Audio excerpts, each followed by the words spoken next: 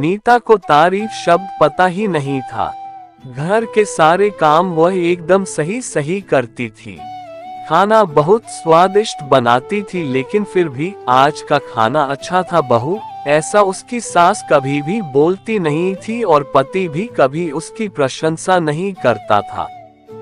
उसने बनाया हुआ खाना चुपचाप खाकर उठकर दोनों पति और सास चले जाते थे। उसने खाना खाया या नहीं इसका उन दोनों को फर्क नहीं पड़ता था। सास को वह पसंद नहीं थी। उसके हाथों से जरा सी भूल हो गई तो सास तुरंत गुस्सा करती थी। उससे भी बुरी बात यह थी कि उसके पति और उसके बीच बातचीत ज्यादा नहीं होती थी और उन्होंने ये चुप्पी बनाए रखी थी। वह उस पर ध्यान नहीं देता था। परदेश में पढ़ाई करने गया हुआ छोटा देवर मात्र समय समय पर नीता को फोन करता था, पूछता था भाभी कैसी हो। उसका फोन आने पर नीता बहुत खुश होती थी। अपना मन हल्का करने का उचित स्थान था नीता का। कुछ ही दिनों में देवर की पढ़ाई खत्म हो गई और वह घर आया। थोड़े समय के भीतर उससे एक अच्छी नौकरी भी मिल गई। नीता को बहुत आनंद हुआ। नौकरी लग जाने के बाद उसकी सास अपने छोटे बेटे की शादी के लिए बातचीत करने लगी, पर देवर को एक भी लड़की पसंद नहीं आती थी। इसने ही बोला होगा उससे मना करने को सोचकर सास नीता को ही दोष दे रही थी। नीता को चिंतित देखकर देवर ने अपनी माँ से कहा, मैं एक लड़की से बहुत प्यार करता हूँ, मैं उसी से शादी करूँगा। उसने जिद की। देवर जी यह बात पहले बतानी चाहिए थी ना। नीता ने ये बात अपने पति के कान पर डाली। इस बात पर उसने थोड़ी खींच-पीट की, लेकिन लड़की देखकर वह भी तैयार हो गया। सवाल बचा सास का अपने छोटे बेटे का मन कैसे दुखाएगी वह। बाद में उनकी भी हाँ हो गई। नीता को बहुत खुशी हुई। उसे लगा एक अच्छी सहेली आ जाएगी अब साथ देने के लिए, दिल के राज बताने के लिए। पर कैसी होगी छोटी देवरानी, रस बस जाएगी हमारे साथ और इस घर में, या वह एक अलग दुनिया बसाने पर जोर देगी देवर जी को। इस विचार से थोड़ा टेंशन में आ गई नीता। कुछ दिनों बाद नीता की छोटी देवरानी चौखट लांघ कर घर में आई। देवरानी ने घर में आते ही सारे घर की जिम्मेदारी अपने हाथों में ले ली। अब सास ने अपनी छोटी बहू की ज्यादा ही तारीफ करना शुरू कर दिया। उसे माँ जैसा प्यार करने लगी। ये देखकर नीता की आंखों में आंसू आ जाते।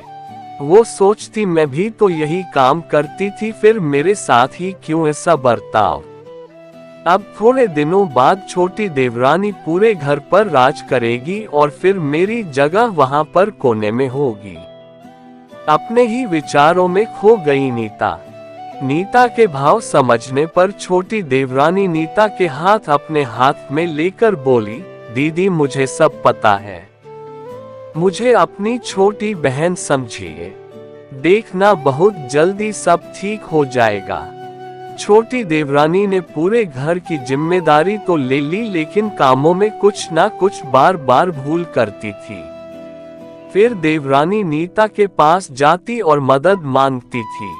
ऐसा रोज ही होने लगा। ये देखकर सास गुस्सा हो गई, मेरे रहते हुए वह छोटी बहू बड़ी बहू को क्यों पूछती रहती है। फिर सास भी रसोई घर में आकर चार काम शुरू करने लगी।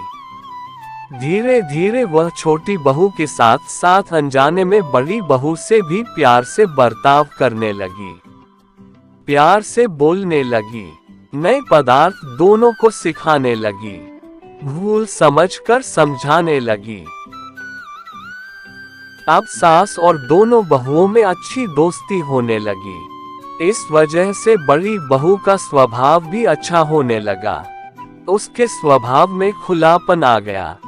सास भी दोनों के साथ कभी शॉपिंग तो कभी फिल्म देखने जाने लगी। वो अपनी दोनों बहुओं को एक समान प्यार करने लगी थी। इस वजह से घर का माहौल हंसता खेलता हो गया। इसके अलावा अपने भाई और उसकी पत्नी की बॉन्डिंग देखकर नीता का पति भी उसके साथ अच्छा व्यवहार करने लगा। ये देखकर छोटी बहू बहुत खुश हुई। दीदी, घर पर पहले आप ही का हक था।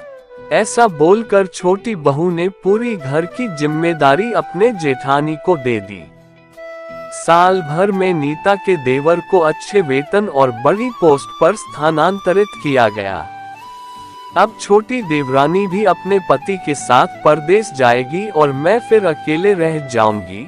इतना ही नहीं, इतने सालों बाद सास का व्यवहार जो इतने सालों बाद बदल गया था वह फिर से वही हो गया। तो इस विचार से नीता डर गई। देवरानी की नीता को इतनी आदत हो गई थी कि उसके बिना घर काटने को दौड़ेगा। देवरानी के आ जाने से घर का माहौल बदल गया था। वह थी ही ऐसी खुशमिजाज और ऊर्जावान, जैसा के नाम से पता चलता है। यहाँ देवरानी की हालत भी कुछ अलग नहीं थी। उसे दुख हुआ कि यदि यहाँ रहना पड़ा तो उसे अपने पति से दूर रहना पड़ेगा। नीता के देवर की जाने की गड़बड़ और देवरानी की टेंशन होने के कारण नीता सोच में पड़ी। अंत में उसने देवरानी को पूछा तो देवरानी ने जवाब दिया कि दीदी, मैं सारा दिन नए स्थान पर अकेली रहूंगी, उससे अच्छा मैं यही रहूं। आपके देवर को बोला है मैंने शनिवार और रविवार की छुट्टियों में आप ही यहाँ आ जाया करें। मैं भी उनके साथ जाया करूंगी बीच बीच में थोड़ा बदलाव के लिए। उस पर वह बोलते हैं कि 6 महीनों में वापस यहाँ ही बदली कर लूंगा मैं। अपने पति की नकल करके देवरानी बोली और छोटी देवरानी भी हंसने लगी। अपनी आंखों के आंसू पोंछते हुए नीता बोली, छोटी, ये दिन वापस नहीं आने वाले। जाओ तुम अपने पति के साथ, उनके साथ भी तो कोई होना चाहिए ना। दीदी, आपने मुझे बड़ी बहन का प्यार दिया, वैसे ही भैया के रूप में एक बड़ा भाई मिला। ये भरा हुआ संसार छोड़कर मैं कैसे जाऊं? वहां अकेली का मन नहीं लगेगा। 6 महीने का तो सवाल है, वो आते रहेंगे यहाँ पर। ये सुनकर नीता ने अपनी देवरानी को खुश होकर गले लगाया। तभी देवरानी नीता को बोली, अपने पति के साथ एक अलग जीवन बनाने में समय नहीं लगता, अपनों में रहकर पति की प्रतीक्षा में ही आनंद है। दोस्तों, 2 अलग अलग घर और ससुराल से आने वाली ये लड़कियां अपने नए घर के लिए सब कुछ करती है। पता ही नहीं चलता कि कब एक दूसरे की आदत हो जाती है। सच में देवरानी जेठानी का रिश्ता बहनों से कम नहीं होता। थैंक्स।